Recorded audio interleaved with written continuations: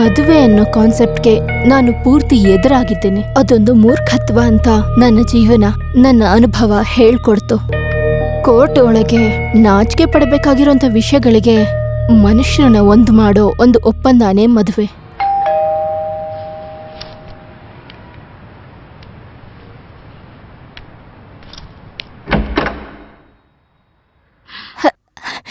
ಏನ್ ಹೇಳ್ದೆ ಕೇಳ್ದೆ?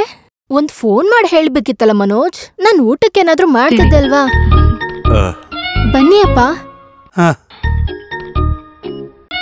ಅಮ್ಮ ಯಾಕೆ ಬರ್ಲಿಲ್ಲ? ಅವಳಿಗೆ ಅವಳು ನಮ್ ತೋಟ ನೋಡ್ಕೊಳ್ಳೋದಿತ್ತು. ಇವನು ಬಂದಿದ್ದ, ಹಾಗೆ ನಾನು ಇವನ್ ಜೊತೆ ಬಂದ್ಬಿಟ್ಟೆ. ಅಮ್ಮನ ನೋಡಿ ತುಂಬಾ ದಿನ ಆಯ್ತು. ಇವ್ರು ಬರೋ ವಿಷಯ ಹೇಳಿದ್ರೆ ನಾನು ಬರ್ತಿದ್ದೆ. ಅಪ್ಪ ನೀವು ಕುತ್ಕೊಳ್ಳಿ, ನಾನ್ ಟೀ ತರ್ತೀನಿ. ಮನೋಜ್ ನೀನ್ ತಿನ್ನಕ್ಕೇನಾದ್ರು ತಗೊಂಬಾ. ಅದು ಸರಿ. ನನಗೀಗ ತುಂಬಾ ಹೊಟ್ಟೆ ಹಸಿತಾ ಇದೆ. ಹೋಗಿ ನನಗೇನಾದ್ರೂ ತಗೊಂಡ್ ಬಾ. ಇಲ್ಲ, ನಾನಿಲ್ಲಿಲ್ಲ ಅಂದ್ರ ಅವಳು. ಹಾಗಾದ್ರೆ ನೀನ್ ಇಲ್ಲಿರು, ನಾನೇ ಹೋಗ್ತೀನಿ. ಬೇಡ.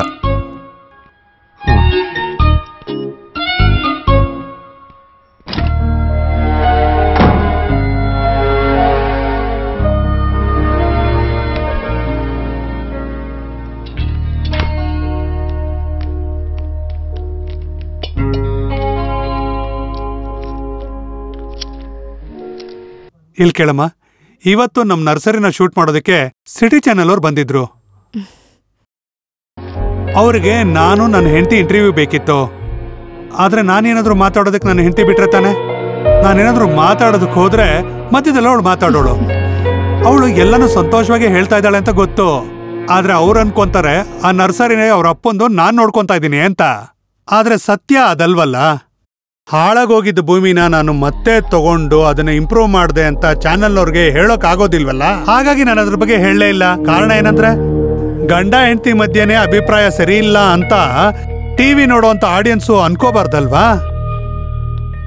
ಈಗ ವಿಷಯ ಏನಂದ್ರೆ ನನ್ನ ಹೆಂಡತಿ ಮಧ್ಯೆ ಏನೇ ಸಮಸ್ಯೆ ಇದ್ರೂ ಕೂಡ ಅದನ್ನ ನಾವೇ ಬಗೆಹರಿಸ್ಕೋಬೇಕು. ಅದನ್ನ ಇನ್ನೊಬ್ರಿಗೆ ಹೇಳೋಂತ ಅವಶ್ಯಕತೆನೇ ಇರೋದಿಲ್ಲ. ಅದೇ ತಾನೇ ಕರೆಕ್ಟು?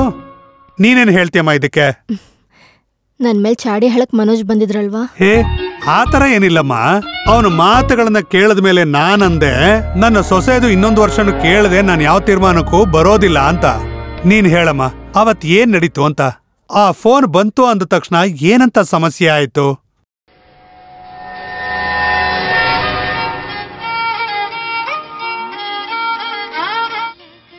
ಪ್ರಿಯಾ, ಏನೋ ಅದು ಸಾಯಂಕಾಲ 6 ಗಂಟೆಯಿಂದ ನಾನು ನಿನಗೆ ಕಾಲ್ ಮಾಡ್ತಾ ಇದ್ದೀನಿ.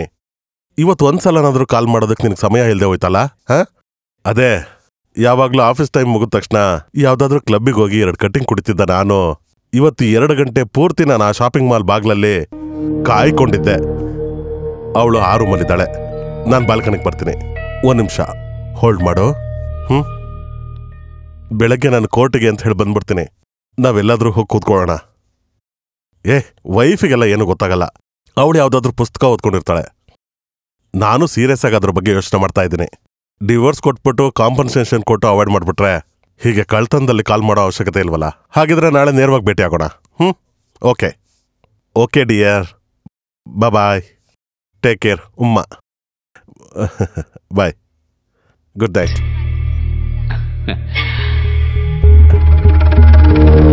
ಆ ಪ್ರಿಯನ್ನೇ ಕೊಟ್ಟಿದ್ದು ಒಂದ್ ಕೆಲ್ಸನೂ ಸರಿಯಾಗಿ ಮಾಡೋದಿಲ್ಲ. ಸಾಯಂಕಾಲ ಆದ ತಕ್ಷಣ ಡ್ರಿಂಕ್ಸ್ ಮಾಡೋದ್ ಬಿಟ್ರೆ ಬೇರೆ ಯಾವ ಯೋಚನೆ ಇರಲ್ಲ. ಹೇಳಿ ಸಾಕಾಗೋಯ್ತು. ನೀನಿನ್ನೂ ಮಲಗ್ಲಿಲ್ವಾ? ಹಾಗಾದ್ರೆ ಇನ್ನೂ ಈಸಿಯಾಗಿರ್ತಿತ್ತೇನೋ.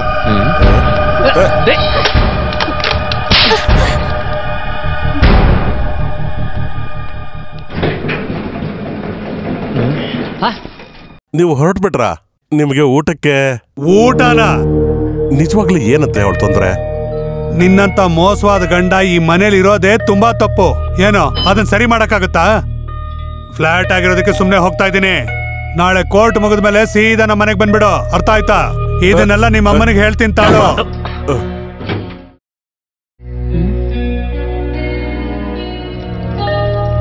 ನಿನ್ನ ಅಪ್ಪನ ಹತ್ರ ಏನ್ ಹೇಳ್ದೆ? ಭಾವನಾ, ನಿನ್ನ ಅಪ್ಪನ ಹತ್ರ ಏನ್ ಸುಳ್ಳು ಹೇಳ್ದೆ ಅಂತ ಕೇಳ್ದೆ. ಭಾವನಾ, ಇಲ್ಲಿ ನೋಡು, ಈ ಮನೆಯಲ್ಲಿ ನಾವು ಗಂಡ ಹೆಂಡತಿ ಆಗಿರೋ ಅಷ್ಟು ದಿನ ನಮ್ಮ ನಡುವೆ ಏನೇ ಸಮಸ್ಯೆ ಬಂದ್ರೂ ನಾವಿಬ್ರು ಮಾತಾಡ್ಕೊಂಡು ಅರ್ಥ ಮಾಡ್ಕೋಬೇಕಾಗತ್ತೆ. ಆದ್ರೆ ಈಗ ಕೆಲವು ದಿನಗಳಿಂದ ನೀನು ನಿನ್ ಲೋಕದಲ್ಲಿ ಮಾತ್ರ ಬದುಕ್ತಿದೀಯಾ. ನಿನ್ ಮನ್ಸಲ್ಲಿ ಏನಿದೆ ಅಂತ ಗೊತ್ತಾದ್ರೆ ತಾನ ನಾನು ಅದಕ್ಕೆ ತಕ್ಕಾಗಿ ನಡ್ಕೋಬಹುದು. ನನ್ ಮನ್ಸಲ್ಲಿರೋದನ್ನ ತಿಳ್ಕೊಂಡು ಅದಕ್ಕೆ ತಕ್ಕಾಗಿ ನಡ್ಕೊಳ್ಳೋ ಅವಶ್ಯಕತೆ ನಿಮಗಿಲ್ಲ. ಆ ಕಾಲ ಮುಗಿದೋಯ್ತು. ಇದಕ್ಕಿಂತ ಜಾಸ್ತಿ ಜಗಳ ಆಡೋ ಕುಟುಂಬಗಳಿದಾವೆ. ಅವರೆಲ್ಲ ಅದನ್ನ ಸಹಿಸ್ಕೊಂಡು ಬಾಳ್ತಾನೆ ಇದಾರೆ ತಾನೆ. ನಿಮ್ಮಿಂದ ಅದು ಮರೆಯೋಕ್ ಸಾಧ್ಯ, ನನ್ನಿಂದ ಅದಾಗಲ್ಲ, ಯಾವುದೇ ಕಾರಣಕ್ಕೂ ಆಗಲ್ಲ. ನಾನವತ್ ಹೇಳಿದನ್ ಕೇಳಿದಿದ್ರೆ ನನ್ ಮಗು. ಹಳೆ ಬಟ್ಟೆ ತೆಗ್ದು ಹೊಸ ಬಟ್ಟೆ ಹಾಕೊಳ್ಳೋದು ನಿಮ್ಮ ಅಭ್ಯಾಸ. ಹೋಗೋದು ಐರನ್ ಮಾಡಿ ಕೋರ್ಟ್ಗೆ ಹೋಗೋ ಹಾಗೆ ನಿಮಗೆ ಎಲ್ಲಾನು ಹೊಸದೆ. ನೆನಪಿಲ್ಲ, ಬಾಧೆ ಇಲ್ಲ, ನಿಮಗ್ ಸಂತೋಷ ಅಷ್ಟೇ ಮುಖ್ಯ. ಅದಕ್ ನೀವ್ ಏನ್ ಬೇಕಾದ್ರೂ ಮಾಡ್ತೀರಾ. ನನಗೇನೋ ಅರ್ಥ ಆಗ್ತಿಲ್ಲ. ನಿಮಗ್ ಅರ್ಥ ಆಗಲ್ಲ. ಒಂದು ಜೀವನ ಆಟದ ವಸ್ತು ತರ ಎಸೆದ್ರೆ ಏನ್ ಅರ್ಥ ಆಗತ್ತೆ? ನನ್ ಜೀವನ ಹಾಳಾಗಿದ್ದು ನಿಮಗ್ ಅರ್ಥ ಆಗಲ್ಲ.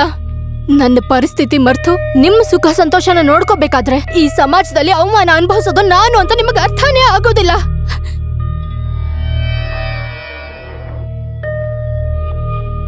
ಭಾವನಾ, ನೀನ್ ಆಡ್ತಿರೋ ಮಾತುಗಳು ನನಗೆ ಸ್ವಲ್ಪ ಕೂಡ ಅರ್ಥ ಆಗ್ತಿಲ್ಲ. ಭಾಷೆ ಅನ್ನೋದು ಕಲಾಚಾರದಿಂದ ಉತ್ಪತ್ತಿ ಆಗೋದು. ಒಬ್ಬ ಮನುಷ್ಯನ್ ಜೀವನ ಅದೇ ವ್ಯಕ್ತಪಡಿಸೋದಕ್ಕಾಗೋದು.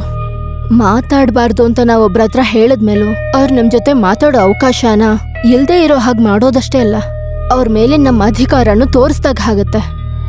ನಾನಿರುವಾಗ ನೀನು ಮಾತಾಡ್ಬೇಡ ಅಂತ ಒಬ್ಬ ಗಂಡ ಹೇಳ್ದ ಹಾಗೆ, ನಾನಿರುವಾಗ ನೀವು ಮಾತಾಡ್ಬೇಡಿ ಅಂತ ಹೆಂಡತಿ ಹೇಳ್ದ ಹಾಗೆ.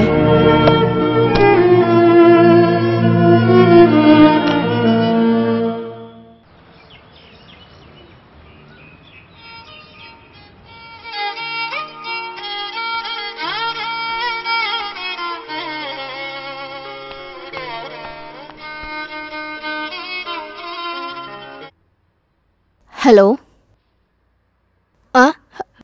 ಇಲ್ಲ, ಇನ್ನೂ ಎದ್ದಿಲ್ಲ.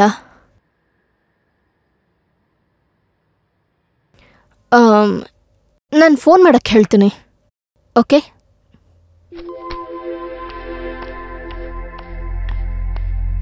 ಮನೋಜ್, ಮನೋಜ್, ಏನ್ ಇಷ್ಟೊತ್ವರೆಗೂ ಮಲಗಿದ್ದೀರಾ? ಕೋರ್ಟ್ಗೆ ಹೋಗಲ್ವಾ? ಲೇಟ್ ಆಯ್ತು. ಬೆಳಗ್ಗೆಯಿಂದ ನಿಮ್ ಫೋನ್ ಹೊಡ್ಕೋತಾನೆ ಇದೆ ಕಣ್ರಿ. ನಾನು ಈಗಷ್ಟೇ ನೋಡಿ ಅಟೆಂಡ್ ಮಾಡ್ದೆ. ಆಫೀಸಿಂದ ಪ್ರೀತಿ ಕಾಲ್ ಮಾಡಿದ್ರು. ಇವತ್ತು ವಿಲಾಸಿನಿ ಅವ್ರ ಕೇಸ್ನ ವಿಚಾರಿಸೋದಕ್ಕೆ ಶುರು ಮಾಡೋದಿನ.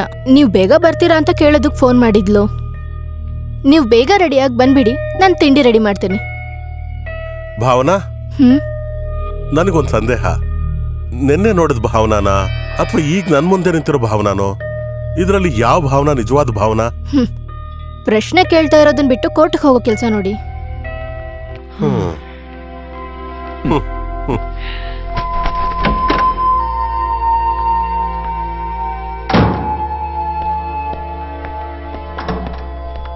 ಮನೋಜ್, ಫೈಲ್ ಬೇಡ್ವಾ? ಬೇಡ, ಅದನ್ನ ಅಲ್ಲೇ ಇಡು. ಊಟಕ್ಕೆ ಬರ್ತೀಯಾ? ಇಲ್ಲ, ಇವತ್ತಲ್ಲಿ ತುಂಬಾ ಬ್ಯುಸಿ ಇರ್ತೀನಿ.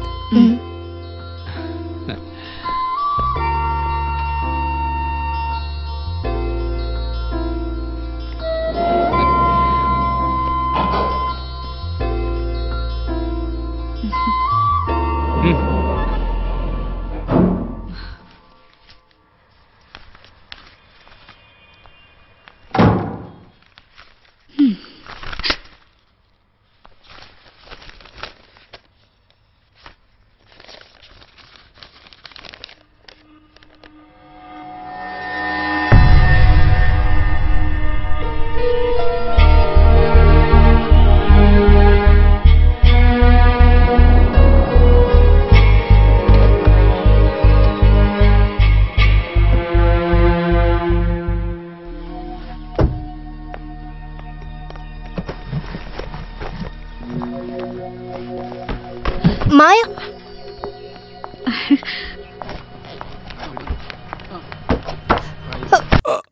ಅಯ್ಯಪ್ಪ, ಓ ಮೈ ಗಾಡ್, ಅಯ್ಯೋ, ಕಣ್ಣೆಲ್ಲಿಟ್ಕೊಂಡು ಓಡಾಡ್ತಾ ಇದ್ಯಾ ಈಡಿಯಟ್?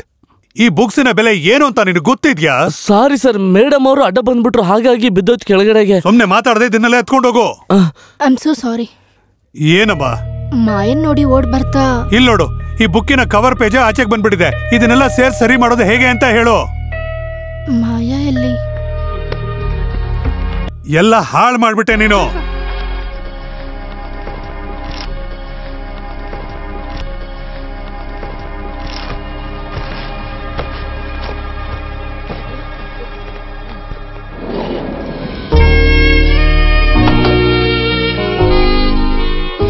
ಮಾಯಾ, ಏ ನೀನಾ? ಮೇಲಿಂದ ನೋಡಿ ನಿನ್ ನೋಡಕ್ ಕೆಳಗ್ ಬಂದೆ. ಹೌದಾ? ನಾನ್ ಫ್ಲಾಟ್ ಅಲ್ಲಿ ಸ್ವಲ್ಪ ಸಾಮಾನ್ ಇಡಕ್ ಹೋಗಿದ್ದೆ. ಎಷ್ಟು ದಿನ ಆಯ್ತು ನಿನ್ನ ನೋಡಿ. ಯಾಕೆ ಕಾಂಟ್ಯಾಕ್ಟ್ ಮಾಡೋದ್ ಬಿಟ್ಟೆ? It's a long story. ಎಲ್ಲ ನಿಧಾನಕ್ಕೆ ಹೇಳ್ತೀನಿ. ಯಾವ ಫ್ಲಾಟು? ನನ್ 3A. ಓ ನಾನ್ 11A. ಹೌದಾ? ಎಲ್ಲ ಕೆಲ್ಸ ಮುಗಿಸ್ಕೊಂಡು ಆರಾಮಾಗಿ ಬರ್ತೀನಿ. ಬರ್ಲೇಬೇಕು, ಇಲ್ಲ ಅಂದ್ರೆ ನಾನ್ ಬರ್ತೀನಿ. ಬರ್ತೀನಿ. ಹ್ಮ್. ಬಾಯ್.